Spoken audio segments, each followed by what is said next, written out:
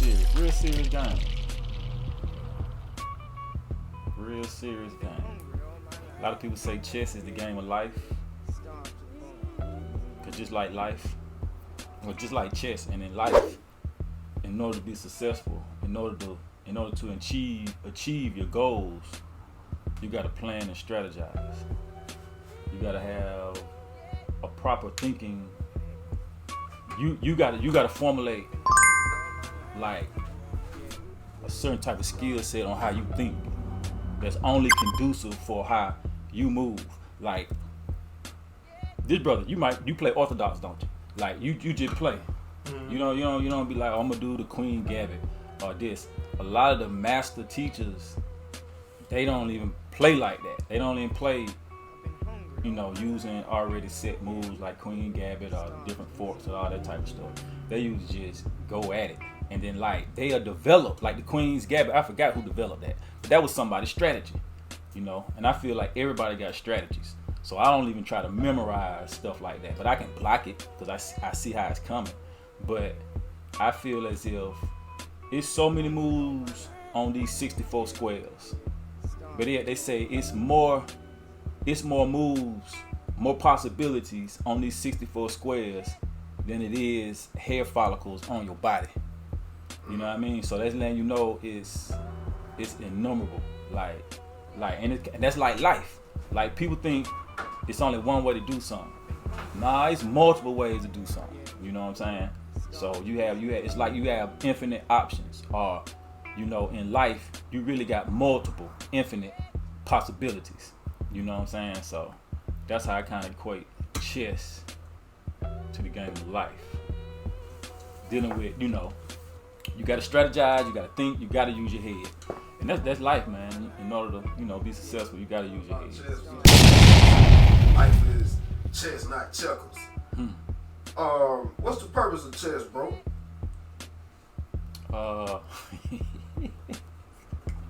Man, you're trying something. What I'm talking. The purpose. Okay, first of all, chess originated out of Nile Valley. They try to say India, but in India was chess. Chess was, they discovered so-called chess in something AD. I think it was 200, 300 something AD. But anyway, it was AD in India. The game Senet, which is the first board game that's actually been discovered that they have in a museum that you can see on the walls of Queen Nefertari. I forget which dynasty. I think that's 27, something like that dynasty. But Queen Nefertari, it's on one of her relicks. You can see the painting. She's actually playing this game called Senet. And Senet was a checkered board game, black and white squares with black and white figurine pieces. And they say that from that to India, because you know about the Dravidians and the Harappans who migrated to India, pretty much Ethiopians, Nile Valley Black Africans from East Africa migrated to India thousands of years before the Aryans came in. But anyway, I think that's how they got. I forgot the name of that board game that they say chess originated from. Then after that, I think it went China and maybe then Europe or whatnot. But really, to me, I think it's a game of developing strategy. Napoleon, they say he was one of the most, astute military geniuses, and he was an avid chess player. I think it was a battle called the Waterloo battle. One of them battles, they actually played chess to win the battle. You know what I'm saying? The Battle of Waterloo, I think that's what it's called. But so it's about strategy. It's all about strategizing, because that's what life, at the end of the day, that's what life is about. Making decisions. We got to make decisions, constantly every day. You got to make decisions. Then you think about it. That's that's the most powerful element that a human being can possess, is to make a decision. When you're unable to make a decision, you got a problem.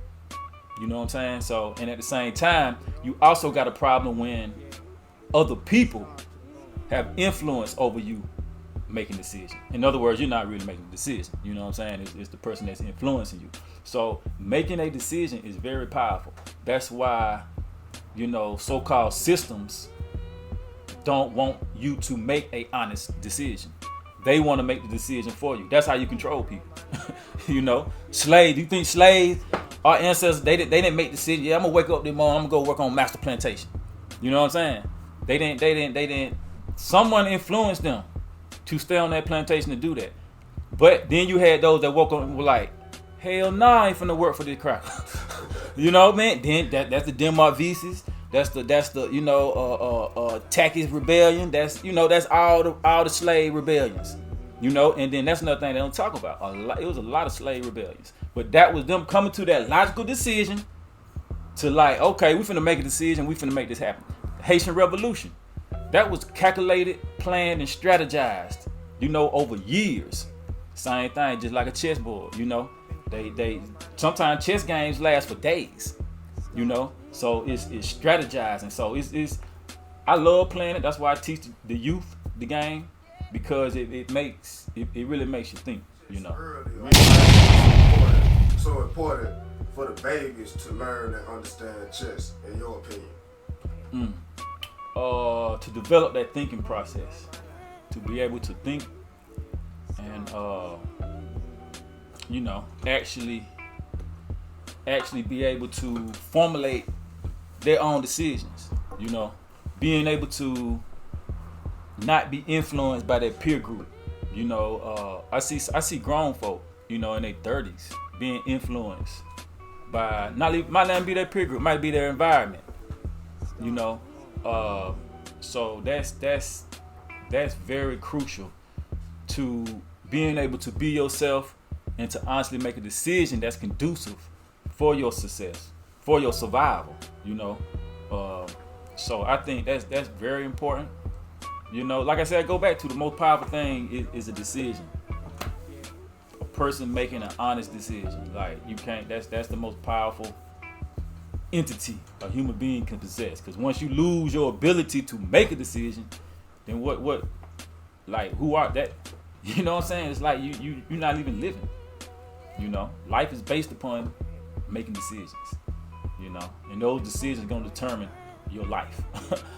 So yeah, it's very big, and I see that amongst the youth today, they quick to be visceral, just fueled off emotion and not making logical, sound, reasoning decisions.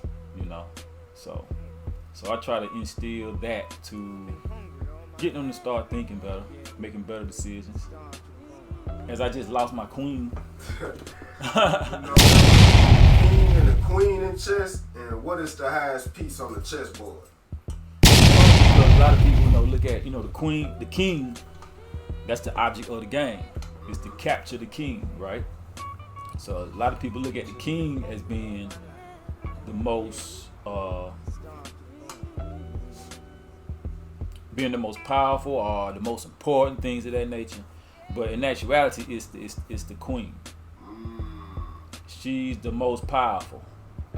She can do every move.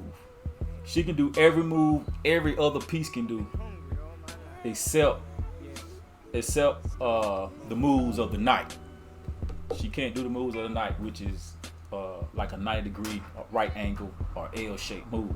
She can't do those moves. But every other piece, all the other pieces, all the other 6-7 pieces, she can do those moves. So it's like, so that lets you know right there that it's a game that has the matriarch, as the most supreme or most powerful piece. So that lets you know right there that's not European.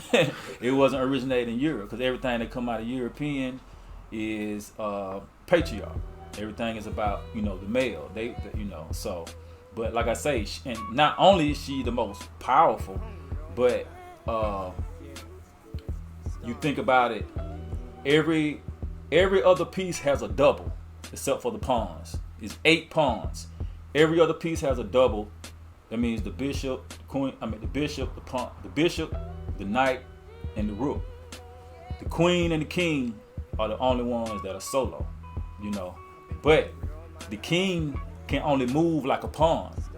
But the queen, she can move like every other piece except the knight. So that's powerful, you know what I'm saying? It's kind of like, you know, you think about everything comes from a woman, right? So all the moves on the chessboard can be implemented by this queen. You know what I mean? So that lets you know it's something about it.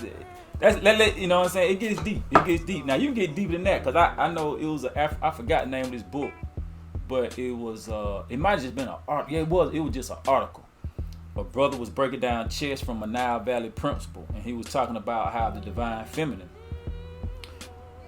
in Nile Valley, the divine feminine is how everything comes to the physical form. You know, that's how you get some folks, black woman God, you know. Some people know what they're saying, a lot of people don't. You know what I mean? It ain't no God like black woman. Usually we worship hell to black women. It ain't about that. You know what I'm saying? But they understood that through the woman, the divinity was taking place, and through the woman, that divine or that spiritual becomes physical. The subjective becomes objective through the woman. Like place and being, right? Buddy was talking about, he's breaking down Nile Valley. All right. Let's say the vagina, right? The vagina. That's called a bull in Nile Valley. Yeah, indeed. Because the bull is very powerful. You know what I mean? So it's like, I'm a Taurus. so he ain't no real bull though. He a little calf. But check it out. So that lets you know, like, the bull was real powerful. They even worshiped the bull. You feel what I'm saying? Then you look at Heru. She had bull horns. You know what I'm saying? Even Arset even sometimes got the bull horns. You know, so they looked at, you know, the bull used to also plow the land. That was kind of like dealing with the toil. Toiling the soil. Yeah. You know what I'm saying? Agriculture. And they looked at that as also a feminine, you know, over, you know, a feminine aspect, to be able to, you know, they know planting the seed, that was more or less spiritual or masculine. But after that, what takes place is feminine, when everything is manifested. You know what I'm saying? So that's what's going on there with dealing with that feminine aspect. But yeah, it's powerful though, man. It's real powerful how the queen pretty much, ain't no pretty much, the queen is the most powerful piece on the chessboard. I always hear people say, you a pawn and you not a king. And what is the purpose of the pawns in the game of chess? That it can only move forward. That tells me a lot about the piece itself, you know. It protects most of the pieces on the board. It protects all the pieces on the board. So, that being said, it's just like what it represents to every other piece. You know, it's protection. It's a force to be reckoned with. If you count all 8 pieces as one unit, that means they're just like the queen and the king, you know. So but why do people, when they talk about being a pawn, they speak about it as something being expendable? When you just said that was a powerful piece. Because they don't know their true nature. True indeed. Shit. When you know your true nature, everything kind of seems like a back and forth battle. But it ain't even that serious yet. Why is a chessboard black and white, and why are the pieces black and white? That's it. You knew that was coming. Oh yeah. Systems, black and white, polarity, race. You know, and you think about race though, like race was invented through Europeans. You know, Africans, we were not xenophobic. We didn't care about race. You know, when they saw the first Europeans, they were just like, you know, they looked at it as another species of God. Until they saw how they act. And this is written down. This is documented. Well, I think it was when the Proto-Indo-Europeans, when they went to Babylon, when they went to I ain't gonna say Babylonia. How you doing? Hey, how you doing? It ain't Babylonia. I forgot where they went, but it's documented. Did you find anything? Or you good? Documented how wretched they were. Hey, do you happen to see Lois? Just watch your stuff. Oh, you good? It also speaks of how the Proto-Indo-Europeans were real wretched, you know, and just lawless. Beats.